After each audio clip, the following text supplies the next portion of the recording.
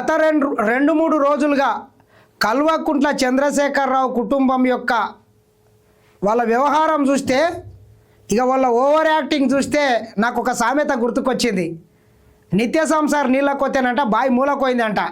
ఇలా సంసారి మాటలు, ఇలా సంసారి చేతలు, ఇలా ఒగలేడుపులు, ఇలా ఓవర్ యాక్టింగ్ చూస్తే 4.5 కోట్ల తెలంగాణ ప్రజలు కూడా ఈరోజు నవ్వుతున్నారు. గత 10 ఏళ్ళు ఈ తెలంగాణ రాష్ట్రంలో మీడియా యొక్క హక్కులను మొత్తం హరించి వాళ్ళని సర్వనాశనం చేసి ఇబ్బందులు పెట్టినటువంటి ఈ పెద్ద మనుషులు ఈరోజు సంసారి మాటలు మాట్లాడుతున్నారు. మీరు చేస్తే సంసారం, ఇతరులు చేస్తే వ్యభిచారమా? తెలంగాణ రాష్ట్రం వచ్చిన తర్వాత మిత్రులారా, మొట్టమొదటిసారిగా తొలి అసెంబ్లీ సమావేశాల్లోనే ఆ రోజు తెలంగాణ రాష్ట్రంలో 2 ఛానళ్లను తెలంగాణ రాష్ట్రం నుంచి బ్యాన్ చేసి ప్రసారాలు కూడా కాకుండా ఆ రోజు TV9 అదేవిధంగా ABN అనేటటువంటి 2 ఛానళ్లను దాదాపు 1 సంవత్సరంన్నర కాలం ఈ రాష్ట్రంలో వాళ్ళ ప్రసారాలు కూడా కాకుండా చేసినటువంటి ఘనత కల్వకుంట్ల చంద్రశేఖరరావు కుటుంబానికి దక్కుతుంది. ఈరోజు మళ్ళీ పెద్ద ఒగలెడుపులు ఏడుస్తున్నారు.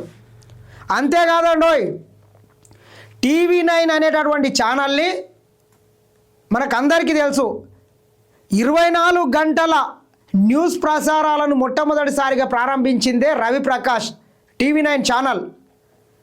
ఆ ఛానల్ని కల్వకుంట్ల చంద్రశేఖరరావు దాన్ని దొంగతనం చేసి రవిప్రకాష్ దగ్గరికి వెళ్ళి గుంజుకొని ఇలా గురువు అయినటువంటి ఇలా బినామీ అయినటువంటి పంగనామాల రామేశ్వరరావుకు కట్టబెట్టినటువంటి చరిత్ర కల్వకుంట్ల చంద్రశేఖరరావుకు దక్కుతుంది. అదేవిధంగా అదే రవిప్రకాష్కు సంబంధించినటువంటి మరొక ఛానల్ మోజో అనేటటువంటి ఒక ఛానల్ ఉండే, అది కూడా మంచి ఛానల్ ఉండే. ఆ ఛానల్ని కూడా మొత్తం మూసేసి రాత్రికి రాత్రే దాదాపు అందుట్లో పనిచేసేటటువంటి కొన్ని 100 మంది ఎంప్లాయీని రోడ్డు మీద వాడేసిండ్రు. అందులోకి వెళ్ళే బయటకు వచ్చినటువంటి కొంతమంది ఈరోజు యూట్యూబ్లో పెట్టుకొని వాళ్ళు ఈరోజు బతుకుతున్నారు. ఇట్లా ఈ రకంగా మీడియాని మొత్తం అణిసివేసి గుడ్లు విక్తాం, గోటీలాడతాం, ఎవరైనా తప్పుడు ప్రసారాలు చేస్తే ఇక వాళ్ళ కథ చూస్తామని చెప్పినటువంటి వీళ్ళు ఈరోజు మళ్ళీ పెద్ద నీతులు మాట్లాడుతున్నారు. అంతేందుకు, వీళ్ళు అధికారం కోల్పోయిన తర్వాత 2-3 నెలల క్రితం అనుకుంటా వీళ్ళ మీద ఏదో ఒక ఛానల్ ఒక కథనం వేసిందని చెప్పి రౌడీలుగా మహాన్యూస్ ఛానల్ మీద పోయి వాళ్ళ మొత్తం సిబ్బంది మీద దాడి చేసి కార్ల అద్దాలు వాళ్ళగొట్టి ఆఫీస్ ఫర్నిచర్ ధ్వంసం చేసి నానా రకాలుగా అక్కడ ఒక విధ్వంసకరమైనటువంటి వాతావరణాన్ని సృష్టించినటువంటి ఈ దొంగలు ఈరోజు మళ్ళీ ఒగలేడుపులు ఏడుస్తున్నారు. మీ ఒగలేడుపులు, మీ నక్కజిత్తులు, మీది మొత్తం ఈ తెలంగాణ ప్రజలు చూస్తున్నారు. మళ్ళీ మీరు కొత్తగా చెప్పాల్సినటువంటి అవసరం కూడా లేదు. ఒక్కటి ఆరోండా ఎన్ని ఛానళ్ళను నాశనం చేసిండ్రు మీరు. సిపిఐ సిపిఎం కమ్యూనిస్టులు నిర్వహించేటటువంటి 10 టీవీ ఛానల్ని కూడా గుంజుకున్నారు, TV9ని గుంజుకున్నారు, మోర్జో టీవీని మూసేసిండ్రు, నమస్తే తెలంగాణ పత్రికని పాపం మా బాపనాయన దగ్గర ఉండే CL రాజ్యం ఆ రోజు మేమందరం కూడా ఆ పత్రికలో పనిచేస్తుంటే ఆ పేపర్ని కూడా రాత్రికి రాత్రే ఆయన మెడ మీద కత్తి పెట్టి మిమ్మల్ని గుండెలో పెట్టుకొని చూస్తాం, మీకు రాజ్యసభ ఇస్తాం, అది ఇస్తాం, ఇది ఇస్తామని చెప్పి నమస్తే తెలంగాణ అనేటటువంటి పత్రికని కూడా రాత్రికి రాత్రే దొబ్బేసినటువంటి చరిత్ర మీది. మళ్ళీ మీరు ఈరోజు పెద్ద మాటలు మాట్లాడితే ఇక మిమ్మల్ని ఏమనాలి చెప్పండి మిత్రులారా. వీళ్ళని జర్నలిస్టు రఘు అనేటటువంటి ఒక వ్యక్తిని వీళ్ళ మీద ఏదో ఒక కథనం రాసిండు, నేరేళ్ల ఘటనల మీద ప్రసారం చేసిండు అని చెప్పి ఆయన పాపం కరోనా టైంలో రోడ్డు మీద పండ్లు కొనుక్కుంటుంటే ఒక రౌడీ మాదిరిగా, ఒక ఉగ్రవాదుల మాదిరిగా రోడ్డు మీదనే అక్కడి నుంచి అక్కడనే దొంగలుగా కిడ్నాప్ తీసుకొని పోయి ఇబ్బందులకు గురి చేసినటువంటి మాట వాస్తవం కదా. రవిప్రకాష్ని దాదాపు జైల్లో పెట్టి ఆయన నానా రకాలుగా ఇబ్బందులు పెట్టినరు. ఇట్లా ఒకటారోడా చెప్పుకుంటూ పోతే కొన్ని 100. మళ్ళీ ఈరోజు ఒగలేడుపులు ఏడుచుకుంటా ఇక ఎక్కడ లేని అసలు మీడియా మీద మొట్టమొదటిసారిగా ఎక్కడ లేని ప్రేమ ఇలా కుట్టుకొచ్చింది. ఎక్కడ లేని ప్రేమ మీడియా మీద చూపిస్తున్నారు. ఒకసారి చూడండి, ఇలా ఓవర్ యాక్టింగ్ చూడండి ఎట్లున్నది.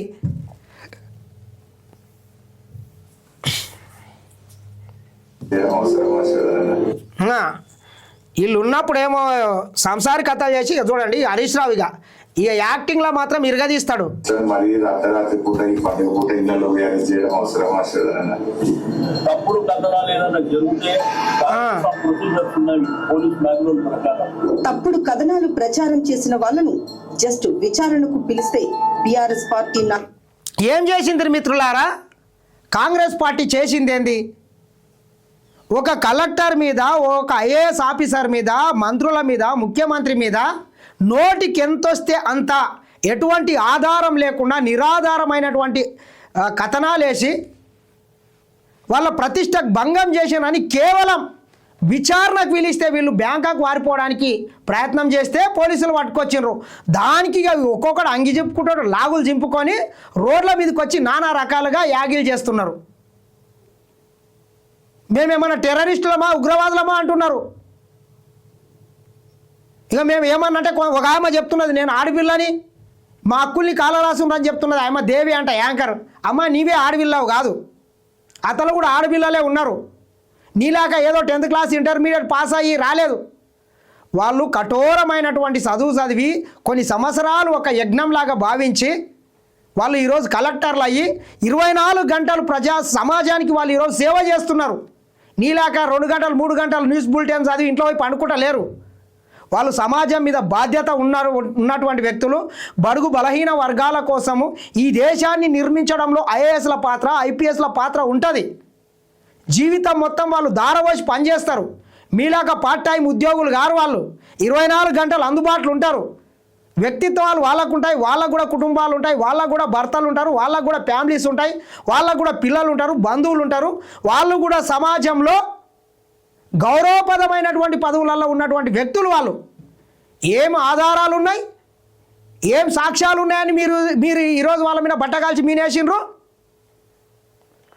ఇక మాకు గొట్టం ఉన్నది, ఇక మేము ఏమన్నా మాట్లాడవచ్చు, మేము ఆడిందే ఆట పాడిందే పాట, వాడు జీతం ఇస్తున్నాడు, వాడు గడ్డి పెట్టి పెండ పెట్టి తినమంటే తింటారా మీరు? మంచేది చెడేంది ఇది మాట్లాడాలనా వద్దా? దీని వెనకాల నిజమేంది అబద్ధమేంది, దీన్ని ఎవరు సృష్టించిండు, మన దగ్గర ఉన్నటువంటి ఆధారాలు ఏంటివి అనేటటువంటి కనీసం ఇంకిత జ్ఞానం సోయి ఉండాలే కదా చదివే ముందు. నోరు తెరిస్తే నేను 20 ఏళ్ళ నుంచి ఉన్న జర్నలిజంలో 30 ఏళ్ళ నుంచి చేస్తున్నా, 30 years ఇండస్ట్రీ అని చెప్తుంటారు. 30 ఏళ్ళు 20 ఏళ్ళు జర్నలిజం వృత్తిలో ఉన్నటువంటి వాళ్లకు కనీసము సమాజం పట్ల అవగాహన ఉండి మంచిని మంచనాలే, చెడుని చెడనాలే. వాడు ఎవడో చెప్పిండు అని చెప్పి, వాడు ఎవడో ప్యాకేజ్ ఇస్తున్నాడు అని చెప్పి గడ్డి అయితే తినం కదా, అన్నమే కదా తింటాము. కనీసం మహిళలు మీకన్నా సోయి ఉండాలే కదా. సాటి మహిళ మీద ఇటువంటి వ్యాఖ్యలు చేసేటప్పుడు మళ్ళీ ఈరోజు సిగ్గు లేకుండా మళ్ళీ ఒగలేడుపులు ఏడుస్తున్నారు అందరు కలిసి. పెద్ద పెద్ద మాటలు ఇక ఒక్కొక్కరిగా ఈ దేశాన్ని మేమే ఉద్ధరిస్తున్నామనే లెవెల్లో కటింగ్లు ఇస్తున్నారు. ముఖ్యమంత్రి మీద, ఈ రాష్ట్ర ప్రభుత్వం మీద అరే రోజుకు 18 గంటలు పనిచేస్తున్నారు. ఈ దొంగలంతా విధ్వంసం చేసినటువంటి ఈ రాష్ట్రాన్ని 18 గంటలు పనిచేసుకుంటా, పెట్టుబడులను ఆకర్షించుకుంటా, ఒక రకం విధ్వంసానికి వీళ్ళు చేసినటువంటి అప్పులకు కుప్పలకు మిత్తులు కట్టుకుంటా ఒక మంచి పరిపాలన అందిస్తున్నారు. మీలాగా ఫామ్ హౌస్లో అనుకొని పత్తలాటలు ఆడట్లేదు ఈ ప్రభుత్వం.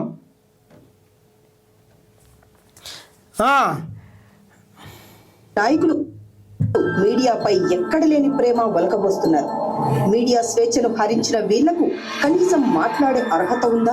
10 ఏళ్ల పాలన జర్నలిస్టులపై వీళ్ళ చూడండి ఇట్లా ఈ రకంగా రీసెంట్ గా ఇది పాతరేస్తాం అంటూ అధికార మతం చూపిండు. ఇది మీడియానా? ఇది టీవీయా? ఈ టెలికాస్ట్ చేసే ఛానల్ అది ఒక ఛానల్ మాకు పాతరేస్తాం జాగ్రత్త అని చెప్తాం. ప్రశ్నించిన ఛానల్స్ ఇట్లా పాతరేస్తారంట. అందులో మరి ముఖ్యంగా ఆంధ్రజ్యోతి అనే పేపర్ అధ్యక్ష ప్రతిరోజు విషయం కడతాం. టీవీ 9 ఛానల్ ఏ పద్ధతిలో చూపెడతారు అధ్యక్ష? నేను వాళ్ళని హెచ్చరిస్తా ఉన్న అధ్యక్ష, వీళ్ళని వదిలిపెట్టే ప్రసక్తి లేదు. తమిళనాడులో జయలలిత గారు ఏదైతే మొత్తం కేబుల్ టీవీ వ్యవస్థ టేక్ ఓవర్ చేసిండ్రో అవసరమైతే అటువంటి చట్టాలు కూడా తీసుకోవడం అధ్యక్ష. గలం విప్పిన ఛానల్స్ ఈ రకంగా తమిళనాడులో గతంలో కూడా జయలలిత జయ అనేటటువంటి ఒక టీవీ పెట్టి ఆ రోజు అక్కడ ఉన్నటువంటి ఛానళ్ళని మొత్తం ఏ రకంగా అయితే తొక్కి పాడేసిండ్రో, మీ అవసరమైతే నేను కూడా చేస్తానని చేసిండు. కొన్ని ఛానళ్ళు ఈరోజు వీళ్ళ ఆధీనంలో నడుస్తున్నాయి.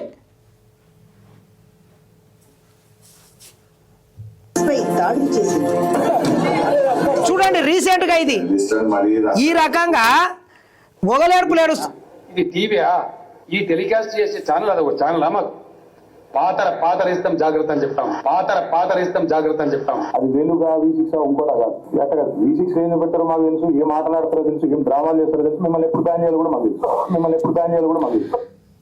Are you working for Congress party? No. Are you become an agent for Congress party? I think you are asking on behalf of Congress party. ఈ రకంగా మాట్లాడి ఈ రకంగా చిల్లర మల్లర వ్యాఖ్యలు చేసి మళ్ళీ ఈరోజు పెద్ద నీతులు మాట్లాడుతున్నారు మిత్రులారా. కాబట్టి వీళ్ళందరికీ కూడా బుద్ధి చెప్పాల్సిన అవసరం ఉంది. తప్పుడు కథనాలు ఎవడన్నా చేసినా గత 10 ఏళ్ళు ఈ రాష్ట్రాన్ని పందికొక్కుల్లాక రాబందుల్లాక దోసుకొని వేల కోట్ల రూపాయలు దాచుకొని ఫామ్ హౌస్లో వండుకొని తిన్నది ఎరగక ఆ పైసలతోని కొన్ని యూట్యూబ్ ఛానళ్ళని, కొన్ని మెయిన్ స్ట్రీమ్ మీడియాని, కొన్ని పేపర్లని కొనుక్కొని ఈ ప్రభుత్వం మీద రోజు బురద జల్లే కార్యక్రమాలు పెట్టుకుంటున్నారు. ఇక్కడ నుంచి హ్యాండిల్ చేస్తే మక్కలు ఇరగొడతారని చెప్పి Singapore, Malaysia, Dubai, America, Australia ఇట్లా వివిధ దేశాల నుండి ఈ ఛానళ్ళను నడిపించుకుంటా ఈ ప్రభుత్వం మీద బురద జల్లే కార్యక్రమాలు పెట్టుకున్నారు. ఖచ్చితంగా ఇటువంటి దొంగల మీద చర్యలు తీసుకోవాల్సినటువంటి అవసరం ఉంది. ఎటువంటి వాళ్ళు పనిచేస్తున్నారు మీకోసం మాకు తెలియదా? కేటీఆర్ కామ పిచాచులని చిత్తకార్తి కుక్కల్ని పెట్టుకొని ఈరోజు ప్రభుత్వం మీద రోజు బురద జల్లించే కార్యక్రమాలు నీ చేస్తలేవా? తప్పుడు కథనాలు అంటగట్టిండ్రు. ఏం ఎవిడెన్స్ ఉన్నాయి, ఏం ప్రూఫ్స్ ఉన్నాయి? చూపించే దమ్ము ఉందా నీకు? కేవలం విచారణకు పిలిస్తే ఇంతగానో మొలిక్కి పడుతున్నారంటే ఇక మిమ్మల్ని ఏమనాలే. కాబట్టి ఇటువంటి అందరికీ బుద్ధి చెప్పాల్సినటువంటి అవసరం కూడా ఉన్నది. తెలంగాణ సమాజం ఆలోచన చేయండి.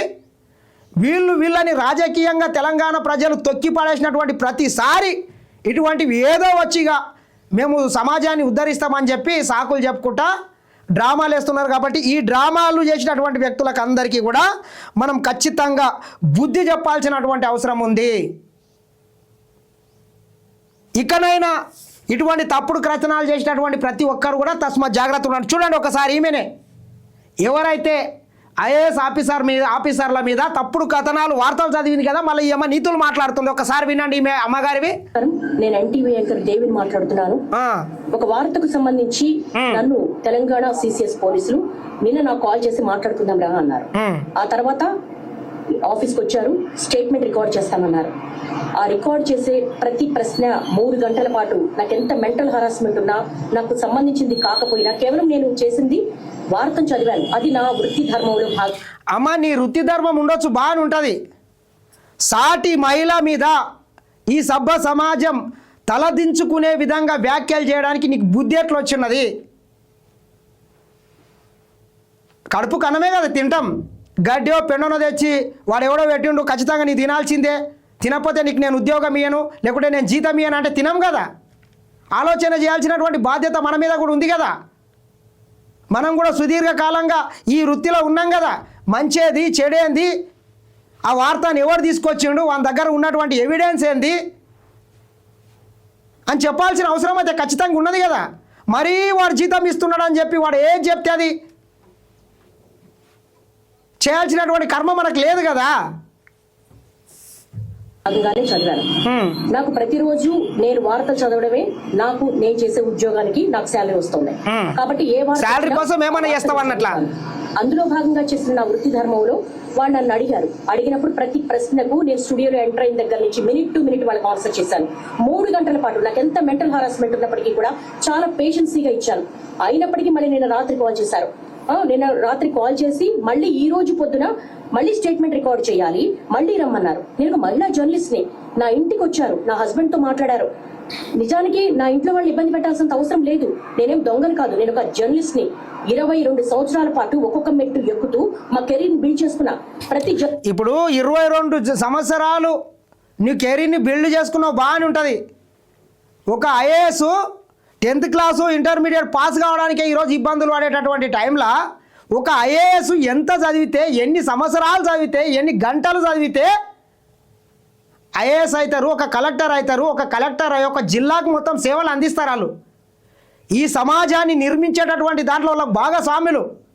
నీవంటే నీవు ఉద్యోగం చేస్తే నీవు ఒక కుటుంబం బతకొచ్చు కాదు. వాళ్ళు కొన్ని లక్షల మందికి వాళ్ళు ఈరోజు సర్వీస్ చేస్తారు. రోజు 24 గంటలు అందుబాటులో ఉంటారు. పేదోని కష్ట సుఖాలు చూస్తారు, ఈ ప్రభుత్వాన్ని నిర్మిస్తారు. అటువంటి వాళ్ళ మీద మీరు ఈ రకంగా చిల్లర మల్లర వ్యాఖ్యలు చేస్తున్నారంటే ఇక మిమ్మల్ని ఏమనాలో మీరు చెప్పండి. నువ్వు జర్నలిస్ట్ ఉండొచ్చు, తప్పు కాదు, నేను కాదంటే లేను. 21 సంవత్సరం కష్టపడి నీవు ఎవంతనో గొట్టం పట్టుకొని నువ్వు డ్రామాలు వేస్తుండొచ్చు, వార్తలు చదువుతుండొచ్చు, తప్పు లేదు. కానీ అంత ఉన్నతమైనటువంటి వ్యక్తుల మీద వ్యాఖ్యలు చేసేట ముందు కూడా కొంత సోయి పెట్టుకొని వార్తలు చెప్పాల్సినటువంటి అవసరం కూడా మన మీద కూడా ఉంది. మీడియా అంటే బాధ్యతాయుతంగా వ్యవహరించాల్సినటువంటి అవసరం కూడా మన మీద ఉంది. జర్నలిస్టు కూడా నమస్కారం, నేను ఎన్టీవీ యాంకర్ అయినప్పటికీ కూడా ఒక మహిళను కూడా చూడకుండా ఇంటి దగ్గరికి పోలీసులు పంపించాల్సిన అవసరం ఏంటి? నా హస్బెండ్ తో మాట్లాడాల్సినంత అవసరం ఏంటి? ఇవన్నీ కూడా ఎందుకు తెలంగాణ పోలీసులు ఇంత దాష్టికానికి పాల్పడుతున్నారు? ఒక మహిళా జర్నలిస్ట్ పట్ల నేను కూడా మహిళనే కదా, ఓకే, ఒక మహిళకి ఇబ్బంది జరిగింది అని మాట్లాడినప్పుడు నాకు మహిళనే, నాకు ఒక సెల్ఫ్ రెస్పెక్ట్ ఉంటుంది, నాకు ఒక కుటుంబం ఉంటుంది, నా కుటుంబంలో సంబంధించినంత వరకు కూడా వాళ్ళ సేఫ్ కూడా నేను చూసుకుంటాను. కానీ ఎందుకు ఇంత దాష్టికానికి పాల్పడుతున్నారు? ఇది చాలా అన్యాయము. ఇలా రోడ్ల మీద పరిగెత్తించడం అనేది న్యాయం కాదు. నేను నా వృత్తి ధర్మంలో భాగంగానే చేశాను. స్టేట్మెంట్ కూడా ఇప్పుడు నీ కుటుంబం ఉంది, బాగానుందమ్మా, మరి ఆమెకు కూడా కుటుంబం ఉంటుంది, ఆమెకు కూడా భర్త ఉంటాడు, ఆమెకు కూడా పిల్లలు ఉంటారు. వాళ్ళ సైడ్ కూడా ఆలోచన చేయాల్సినటువంటి అవసరం మన మీద ఉంది కదా. కాబట్టి ఇకనైనా మీ ఓవర్ యాక్టింగ్, మీ డ్రామాలు ఆపండి. జీతం కోసం గడ్డి తినకండి. వాడెవడో ప్యాకేజ్ ఇస్తున్నాడు, వాడిని సంతృప్తి పరచాలనేటటువంటి ధోరణితోనే ఈరోజు కొన్ని ఈ లంగ వార్తలు, దొంగ వార్తలు వండి వారుస్తున్నాయి. కాబట్టి తస్మాత్ జాగ్రత్త. ప్రజలు కూడా బుద్ధి చెప్పాల్సినటువంటి అవసరం ఉంది. 10 ఏళ్ళు ఈ రాష్ట్రాన్ని దోసుకున్నటువంటి దొంగలు ఈరోజు ఇక ఒగలేడుపులు ఏడుస్తున్నారు. వీళ్ళందరికీ కూడా తెలంగాణ సమాజం బుద్ధి చెప్తుంది ఖచ్చితంగా. రాజకీయ కుట్రతోనే